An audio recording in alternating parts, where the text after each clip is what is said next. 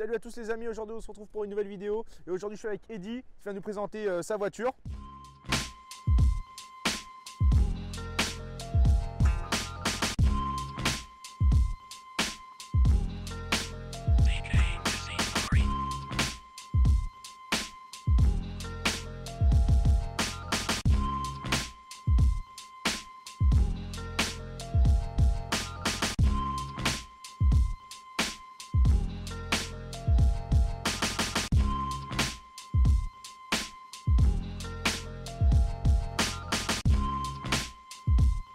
Donc du coup c'est une Mustang. Exactement. Quelle année? Ford Mustang GT de 2008. Ok. Un petit modèle bien sympathique. C'est quoi comme moteur dessus? V8, 4 V8 litres 6. 4 litres 6, putain. Donc Grosse cylindrée. ouais, 306 chevaux, 450 Nm de couple. D'accord. Après côté carrosserie, donc moi j'ai acheté la voiture comme ça. Donc à savoir que c'est un véhicule qui est importé des États-Unis. Ok. Donc l'ancien propriétaire, c'est lui qui a fait toutes les modifications. Donc à savoir que c'est pas une Shelby GT500, c'est vraiment qu'un kit carrosserie. Le pare-choc complet a été remplacé, les ailes avec les blasons Shelby sur les côtés, le capot qui est pas d'origine et qui a été modifié avec les deux bandes de peinture dessus.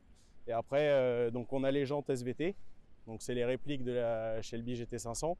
C'est un kit carrosserie complet. Ça rend vraiment agressif. Ouais, elle a un look beaucoup plus sympa. Et puis c'est surtout que ces phases-là, les 2008, normalement sur les calandres à l'avant, tu te retrouves avec deux feux.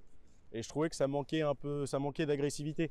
Et là, c'est vrai qu'avec le kit carrosserie Shelby, avec la petite lame devant, c'est vraiment super sympa. Ouais, grave. Alors du coup, donc là on peut voir qu'il y a des caches étriées. Voilà, donc là c'est la petite partie esthétique. Parce que les étriers dessus, c'est vraiment pas top. Ça fait vraiment voiture banale. Ok. Donc du coup, en fait, c'est des caches avec le logo Mustang. Bon, après, on aime pas. Ouais. Mais je trouve ça plus esthétique et plus attrayant. Et ça donne une petite touche de couleur sur la voiture qui est quand même d'une couleur assez sobre, quoi. C'est clair. Ouais, après le gris, il est très beau. Ouais, le gris est sympa, mais après, c'est vrai que bon, une petite touche de couleur, ça apporte toujours un petit quelque chose. Et puis c'est surtout qu'avec le feu de gabarit qu'on a à l'arrière en rouge, je trouve que ça fait une petite cassure sur la longueur, c'est pas mal. Taille des pneus. Alors là, c'est du 255-45 à l'avant. À l'avant et à l'arrière. Ah, c'est les mêmes, voilà. d'accord. Les quatre mêmes dimensions, que ce soit avant ou arrière. D'accord. Donc c'était monté comme ça. Je sais que sur les BM par exemple, comme la tienne, c'est monté plus large à l'arrière. Ouais. Mais là, c'est vraiment les quatre mêmes dimensions. On est monté large. Du coup, d'accord, donc l'intérieur, voilà. Le petit seuil de porte Mustang. Ouais. Le petit tapis. Le petit tapis avec le logo Mustang, donc ça c'était d'origine. Grave propre. Et puis bah, après, on se retrouve. Donc après, je trouve que c'est pas dommage sur une voiture comme ça que l'intérieur soit vraiment standard. Ça fait, enfin, je trouve qu'il manque d'un petit truc. Après, c'est sympa, on a les compteurs, on retrouve les chromes. T'as le volant qui est en gris argent, tu le retrouves au niveau du pommeau de vitesse. Donc c'est une boîte manuelle d'ailleurs, je viens de voir. Boîte manuelle. Ok. Les boîtes auto, bon, c'est pas trop mon truc sur ce type de véhicule. C'est vrai qu'en boîte manuelle, tu vas avoir plus de plaisir. Et puis c'est surtout que sur ces années-là, les boîtes auto, c'était pas encore vraiment au top. Donc c'est vrai que tu prends plus de plaisir à la conduite avec une boîte manuelle. Ouais, j'imagine.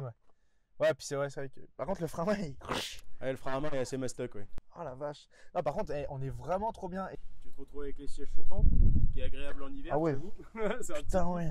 Ah, elle est bien optionnée quand même. Ouais, franchement, ouais, c'est pas mal optionné. Hein. Après, en électronique, ça déborde pas non plus. Mais voilà, tu as quand même un réglage électrique du siège. C'est sympa, ça fait la petite touche.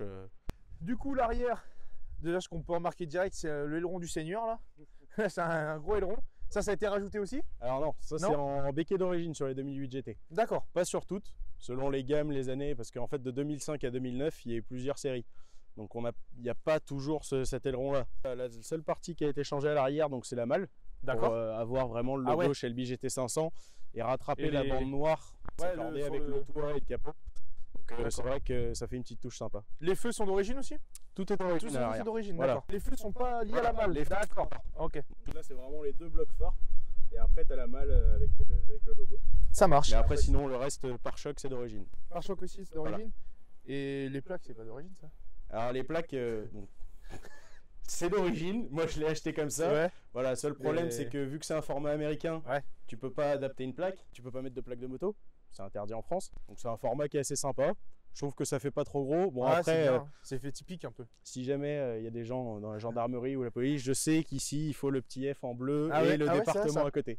Putain, mais bon, j'ai les certificats d'homologation. Ouais. Normalement, il n'y a pas de problème. Après, oui, c'est sûr que quand on voit pas les logos Union Européenne et le département, c'est vrai que ça peut poser problème. Putain, elle a un gros cul quand même quand on regarde. avec les sorties là, putain. Ouais. Les grosses sorties. Ça fait le point quoi. Bon, après, sortie d'origine. Hein. Ouais, Ça sortie n'a pas été d'origine. modifié, par contre, elle est décate. Ouais, bah ça, on va l'entendre tout à l'heure. C'est une ligne complète. Et après, par contre, les silencieux sont d'origine. Si tu as tout le temps trop de bruit quand tu veux faire de la route, c'est vrai que c'est pas agréable. Mais là, c'est sympa parce que quand tu veux vraiment taper dedans, Ouais. que tu as un esprit où tu te dis, vas-y, je vais avoir une conduite un peu sportive, c'est vrai qu'elle a un bruit super sympa.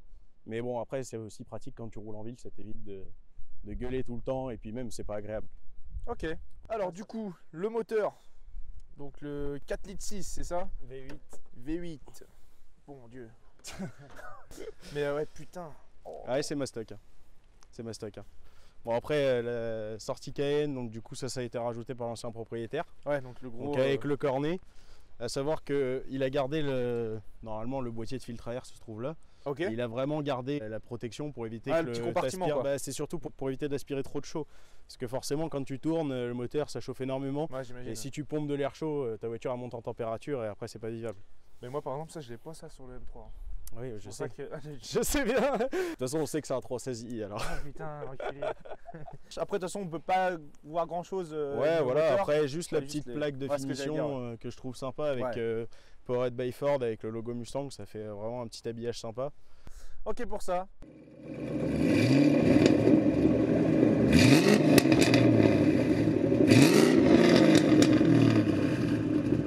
C'est bon, du coup on est à bord de la petite auto. Bien installé dans le petit siège en cuir. Et puis bah c'est parti quoi. Oh mon seigneur. Oh là. Merde. Oh le con.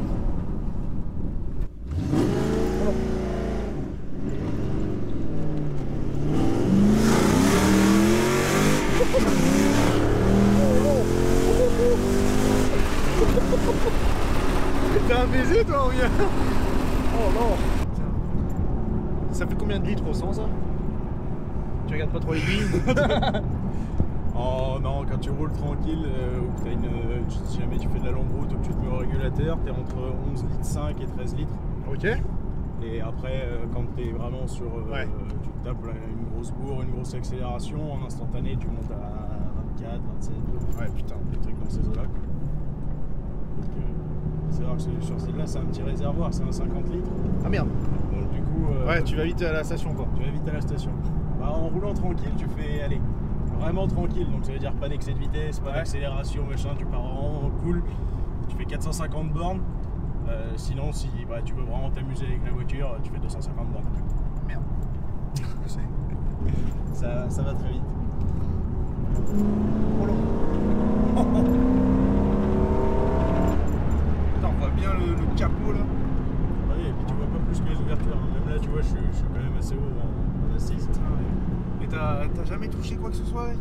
Ça a dû te faire bizarre quand t'as. Bah, au début, ouais. Après, je me suis entraîné, pour voir vraiment apprendre à gérer la longueur, parce que c'est vrai que quand t'as une longueur comme ça, c'est assez impressionnant. Quand tu dois te garer ou autre, c'est pas forcément évident de gérer le créneau, surtout que l'angle de braquage est vite limité. Ouais. Donc, mais après, voilà, ça s'apprend. Et puis après, une fois que tu connais ta voiture. Ouais, c'est pareil. Hein. Oh le bruit. C'est ça qui est sympa, c'est que les chapeaux, ouais. tu l'entends pas trop quand tu roules tranquille. Non, mais c'est ça qui est, ce que je trouve kiffant, tu vois, c'est vraiment que t'as du couple à crever quoi. Ouais, bah c'est le Enfin, V8 hein, qui a ça. Hein. Voilà, là t'accélères, t'as l'impression que ça finit jamais. Ouais. Ah ouais, c'est que ça allait encore les. Ah oui, c'est un compteur en miles. Ah bah oui, je suis Et con en fait, ça. le kilométrage, donc enfin, t'as ton miles à l'extérieur. D'accord. Et t'as le kilométrage à ok. l'intérieur. Voilà. Putain, ouais. C'est sympa d'avoir fait comme ça, tu vois, parce que y a certains modèles où bah, tu te retrouves qu'à rouler en miles. Ouais. Mais c'est vrai que sur ces années-là, t'avais les deux, donc vu que c'est un véhicule importé, c'est vrai que c'est plus pratique quand tu peux savoir à combien tu roules. Ouais, j'imagine. Mais, Mais putain, elle pousse quand même. Hein. bah après, ouais, T'es collé au siège quand même. Moi, ce que j'aime bien, c'est le coup de pied au cul en fait. Ouais, c'est ça. T'accélères, tu vois, directement. Oh là. Chaque fois que tu passes un rapport, tu vois, tu prends le coup de pied au cul, c'est ça. Ah qui- ouais. Après, voilà, sur certaines voitures de sport, je sais que c'est plus linéaire. Je me suis habitué à ça, donc du coup, c'est vrai que c'est super plaisant parce que dès que tu pètes un rapport, Ouais. quand tu veux repartir, t'as vraiment cette Ouais, sensation. t'as direct le couple voilà, tu et prends le la coup puissance qui direct arrive. et ça arrive. Tu vois, tranquille. tranquille, tu l'entends. Par contre, on n'entend pas l'échappement là. T'es en 5, je dirais qu'il y a des valves. Je suis à 2000 tours, un peu moins de 2000 tours, tu l'entends vraiment pas, quoi. C'est ça qui est agréable, c'est que. Enfin, c'est pas une voiture qui est étudiée, tu vois, pour la piste ou autre. Ouais. C'est trop lourd. Ah, c'est vraiment pour le plaisir. Elle fait une tonne 9 sur circuit, gars, tu peux rien faire. Tenue de route, on n'en parle pas, hein, c'est plus que limite. T'as le TCS qui est ici, le traction control. T'as bien vu, hein, quand on a passé la deuxième, même avec le TCS, patines, quoi. Ça patine, quoi. Donc, mais voilà, après c'est vraiment une voiture plaisir. Ouais. Tu sors, tu te fais une petite balade et tout, tu te fais un petit truc chill, c'est vrai que c'est top. Hein. Et puis même, c'est un rêve de gosse, quoi. Ouais, c'est ça le truc, c'est que c'est vraiment la voiture que. Tu vois, t'as des voitures comme Ferrari, Lamborghini, des grandes marques comme ça où ça va être le mec il voit ta caisse, tu te dis putain, lui il a dû payer ça une fortune, tu vois. Alors quand tu vois une Mustang, tu vois, c'est vraiment le kiff parce que c'est vraiment des gros trucs, ça fait un bruit de taré. Après, c'est sûr, hein, sur circuit ça vaut rien. Ouais, j'ai essayé, c'est pas fait pour. Mais c'est un kiff, c'est pas pareil, c'est pas le même délire, tu vois. Tu l'achètes vraiment là pour le kiff de la conduite, le gros bruit du V8 et ça, c'est incroyable. Ouais, mais c'est vraiment la puissance américaine, quoi. Moi c'est la première fois, je crois que je monte dans les zones américaines. Je crois. Hein. D'ailleurs c'est la première américaine qu'on fait sur la chaîne déjà. Oh là, mais elle fait des retours en plus. Ouais. Un petit peu. Un petit peu, ouais. Ça arrive. Oh là.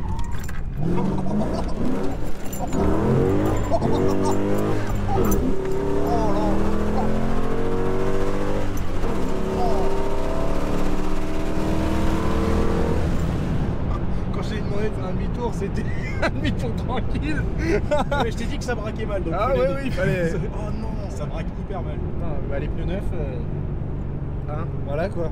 Oui, ça m'arrive de m'amuser, mais bon, après voilà, faut quand même. Le reste de la mécanique, ça s'abîme. Il faut la broyer l'auto. Non, voilà l'auto. Putain, non, mais ouais, ça.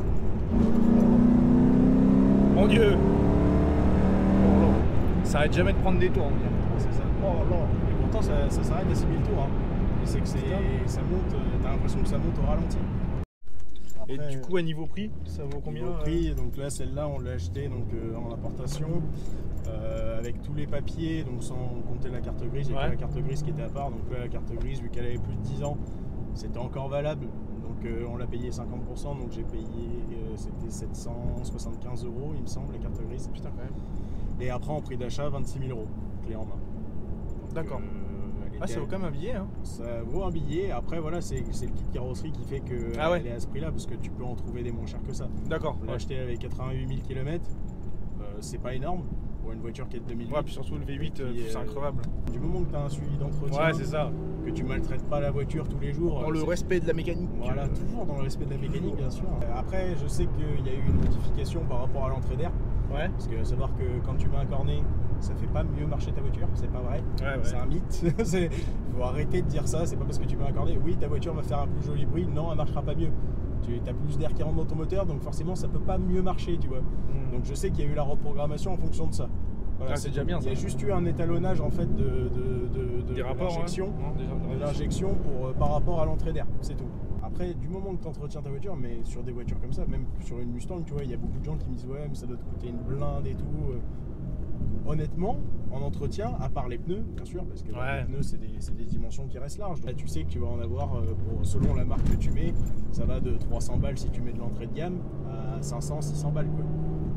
Et d'ailleurs, comment ça se passe quand tu as une Mustang? Tu vas chez Ford directement? Oui. Alors après, moi je suis mécano, donc. Tu te le fais toi-même, mais. Mécano, donc je le fais moi-même. Mais genre. Mais oui, tu vas chez Ford. Tu vas chez Ford, d'accord. Et bien, la vidéo est maintenant finie. Donc merci à toi. Écoute, avec plaisir. D'avoir présenté ta voiture. Avec plaisir. Puis du coup, pour tes réseaux, c'est Eddy Marès. Tout simplement. De toute façon, on mettra. Et si vous voulez voir des photos de la Mustang et d'autres conneries. Et puis pour moi, Jean Lombard, comme d'habitude, n'hésitez pas à vous abonner et à partager. Et ciao!